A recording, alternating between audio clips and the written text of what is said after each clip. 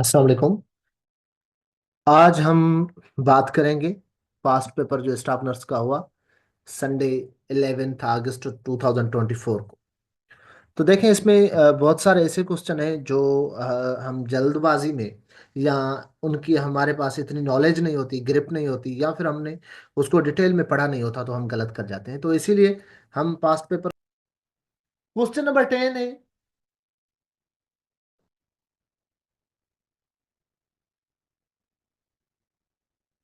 Which increases heat production and causes shivering? देखें हमारे पास body जो है वो हीट जो प्रोड्यूस करती है वो किस तरीके से करती है, जो हमारे बॉडी की मसल है उसकी मूवमेंट से। ठीक है, बॉडी की मसल मूवमेंट करती है, उसको हम कहते हैं शिवरिंग। और शिवरिंग से क्या होता है कि हीट प्रोड्यूस होती है, इंक्रीज होती है। ठीक है, अब जहाँ पे है कि डायलेशन, डायलेशन से हीट लॉस होती है, इंक्रीज नहीं होती। परस्पायरेशन, पसीना आना, पसीना आएगा, ज्यादा गर्मी होगी अंदर, तो वो परस्पायरेशन के ब्याह पे परस्पायरेशन होगी, फिर उससे जो है वो जब एनवायरनमेंट की एयर लगेगी तो कूलिंग होगी, मीन्स इंक्रीज नहीं होती, डिक्रीज होती है। रेस्पायरेशन, रेस्पायरेशन से भी इंक्रीज नहीं होती, डिक्रीज होती है। ठीक है, रेस्पायरेशन में बड़े सांस लेते हैं तो हीट लॉस होती है। ठीक, तो इसका करेक्ट ऑप्शन होगा मेटाबॉलिज्म।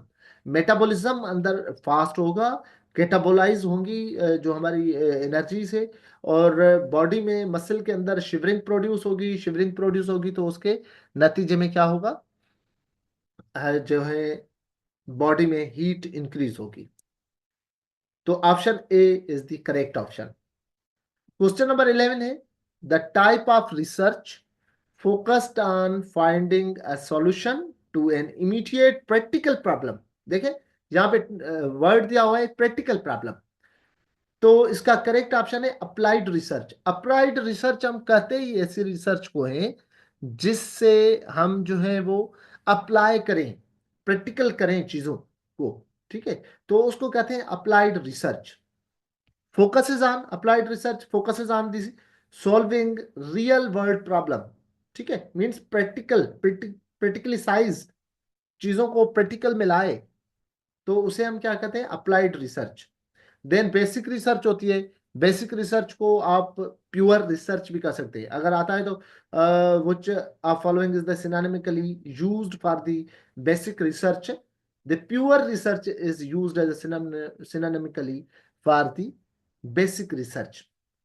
एक्सपांड करती है नॉलेज को, अंडरस्टैंडिंग को, फिनोमिना को, और एडवांस थ्योरेटिकल अंडरस्टैंडिंग होती है उसके अंदर।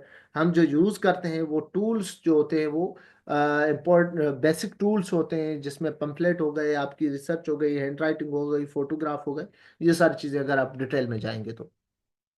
इसी तरीके से एक्सप्लेनेटरी रिसर्च जो है वो एक्सप्लेन करती है वाइडर एरियाज में। ठीक है, फिनोमिना को आइडेंटिफाई करती है, रिलेशनशिप बिटवीन वेरिएबल्स एक्सप्लेन करती है, व्हाई सर्टेन फिनोमिना अकर्स। ठीक है, तो इसी को कहते हैं explanatory research. Then option D में है डिस्क्रिप्टिव रिसर्च। तो डिस्क्रिप्टिव रिसर्च जो होती है वो डिस्क्राइब भी होती है एंड समराइज करती है characteristics of population. Larger description, frequency, distribution, pattern, phenomena, आप उनको डिटेल में पढ़ सकते हैं। तो इन चीजों को करने के लिए हम क्या कहते हैं उसको, डिस्क्रिप्टिव, जिसमें हम वाइडर एरियाज में, हम पॉपुलेशन में जो है वो सर्वे करें, प्रेवलेंस देखें। तो इसी कंडीशंस को क्या कहते हैं, डिस्क्रिप्टिव रिसर्च। अगर हम इसको रिसर्च के टॉपिक को डिटेल में पढ़ेंगे तो ज्यादा टाइम लगेगा। उसके अलावा क्वेश्चन नंबर 12 है, which of following nursing intervention is appropriate when an IV infusion infiltrate? What do you know about the IV infusion infiltrate? ठीक है, एक होता है एक्स्ट्रावेजेशन, एक होता है इनफिल्ट्रेशन, देन वहां पे जो है गैंग्रीन।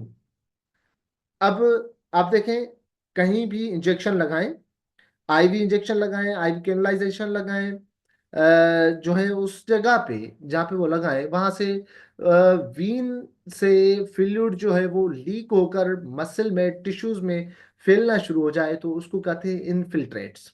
ठीक है, और उस कंडीशन को क्या कहेंगे, एक्स्ट्रावेजेशन। आईवी की साइड पे स्वेलिंग हो गई है तो उस कंडीशन को क्या कहेंगे, extra as a medical professionals, nursing professionals, आपको मेडिकल टर्मिनोलॉजी में अगर आपका वाइवाज है, आपका इंटरव्यूज है कहीं पे, या फिर आप हॉस्पिटल साइड पे कहीं पे भी काम करते हैं, तो you should give answer in medical language. तो उसको क्या कहेंगे, एक्स्ट्रावाइजेशन हुआ है। ये नहीं कहेंगे कि आईवी स्वेल हो गई है। ये मुख्तलिफ नेटिव लैंग्वेज में आप उनका जो है वो साउंड आउट करते हैं। तो आप कोशिश करें उसको मेडिकल, जितनी भी चीजें होती हैं वो, जैसे हम अप्लाइड रिसर्च की बात करके आए कि अप्लाइड होती हैं, ठीक है। आप जहां पे भी काम करते हैं you must show your ability, your knowledge in medical terminology, ठीक है। तो जहां पे इन्फिल्ट्रेट्स हो गई तो क्या करना है, नर्सिंग इंटरवेंशन क्या होना चाहिए। नर्सिंग इंटरवेंशन ये होना चाहिए कि अगर कोई हाथ, कोई बाजू, तो उसको थोड़ा एलिवेट रखना है। थोड़ा कोई तकिया देकर, कोई चीज है ऐसी जो देकर उसको एलिवेट करके रखेंगे, तो वो फ्लूइड जो होगा वो फिर एक्स्ट्रा सेलुलर से, इंट्रासेलुलर से, फिर वेस्कुलर में आकर फिल्ट्रेट होके खारिज हो जाएगा। तो नर्सिंग इंटरवेंशन ये है कि आप एलिवेट करें साइड को। अच्छा, यहाँ पे आप देखेंगे ऑप्शन बी में है कि डिसकंटिन्यू इन्फ्यूजन। बहुत सारे स्टूडेंट कंफ्यूज हो जाएंगे कि अगर इन्फिल्ट्रेशन हो रही है तो हमने क्या करना है, जल्दी में फौरन उसको बंद कर देना है। भाई ये नर्सिंग इंटरवेंशन नहीं है। हम जब इन्फिल्ट्रेट हो गया है तो उसके बाद हम क्या करेंगे, तो वो कहेंगे हम उसको नर्सिंग इंटरवेंशन।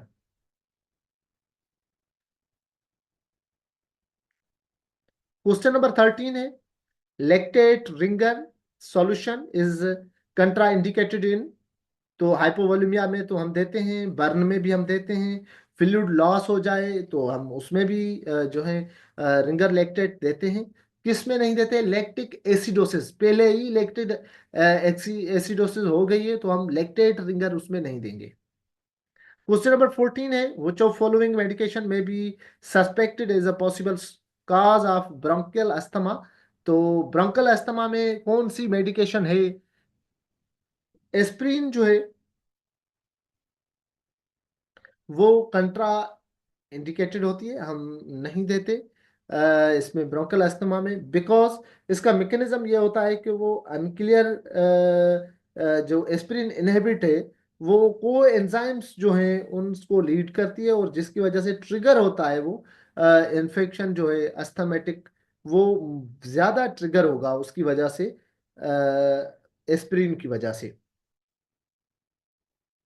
और एस्पिरिन की वजह से जब देखें, इसका काज नहीं है, एक बात याद रखें, ब्रोंकल अस्थमा का काज नहीं है एस्पिरिन, मगर उसमें अगर मेडिकेशन में हम देंगे तो पॉसिबल ही है वो उसको ट्रिगर करेगी।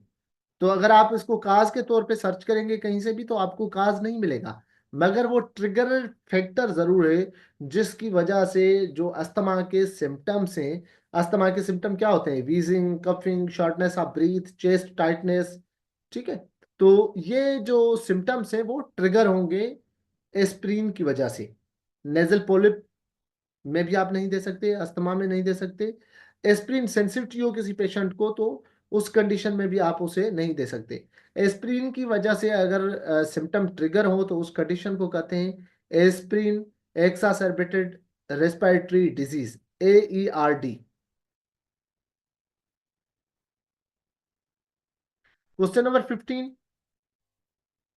The most common cause high cardiac output hypotension is septicemia. Sepsis, जब इन्फेक्शन का रेट बढ़ जाएगा, ब्लड के अंदर बैक्टीरियल इन्फेक्शन बढ़ जाएगी तो वो काज करता है हाई कार्डिक आउटपुट हाइपोटेंशन। तो आज के हमारे ये जो क्वेश्चन हुए, तो आपको अगर तैयारी करनी है एसपीएससी के एग्जाम की या किसी भी इंटरव्यू और रिटन टेस्ट की, तो आपने क्या करना है कि इंतजार नहीं करना कि जब टेस्ट आएगी तो हम पढ़ेंगे। कंटिन्यू करें अपनी स्टडी डेली बेसिस पे, रोजाना बेस पे। हमारे जो अकेडमी का चैनल है virtual academy for nurses job preparation, YouTube पे आप उसको फॉलो करें, और उससे बहुत सारे हमारे पहले भी लेक्चर पढ़े हुए हैं, आप उससे भी मुस्तफीद हो सकते हैं। Thank you. For more videos, subscribe our channel Virtual Academy for Nurses Job Preparation.